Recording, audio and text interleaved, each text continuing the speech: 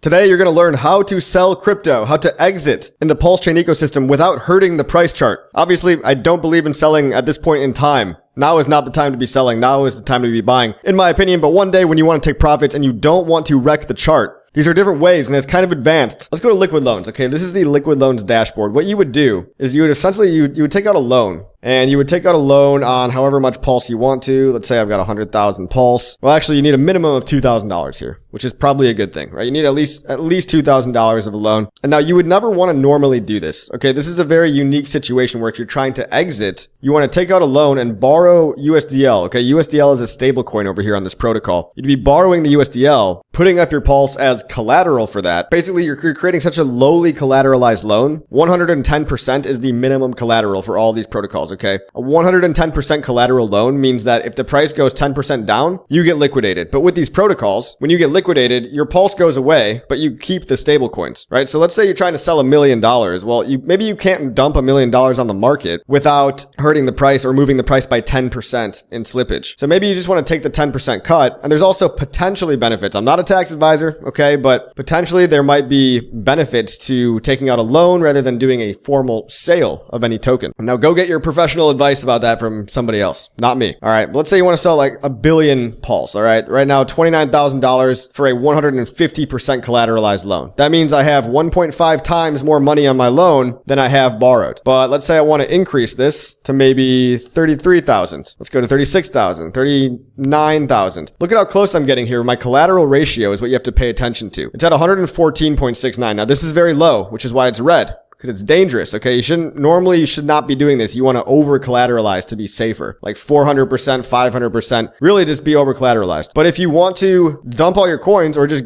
take some profit and extract some kind of USD value out later on, you could get this as close as possible to the minimum collateral ratio. Again, that is 110%. And here we're getting pretty close. Okay, 112%. That would mean that if the price moves against you 12%, your 1 billion pulse gets liquidated, goes to all the people in the stability pool buying your pulse back for you from at a 12% discount, basically, but you're still left with $38,900. Okay, and maybe that's better for you. And if the price keeps going up, then lucky you can just keep borrowing on the way up. So if you don't time the top perfectly and you get lucky and somehow the price keeps going up to and your collateral ratio gets safer again, then you could just keep borrowing more and more, but keep that collateral ratio minimum. Now, this is not the conventional way to be using liquid loans or any of these protocols. Okay, this is an advanced strategy. If you don't understand what I'm talking about, go in the Telegram groups. I'm just telling you protocols available for you to use because it helps you potentially save money in slippage, get more money out if you want to sell one day. It also helps everybody else to not have to deal with a giant red candle. And also people aren't mad at you, right? With pitchforks and stuff,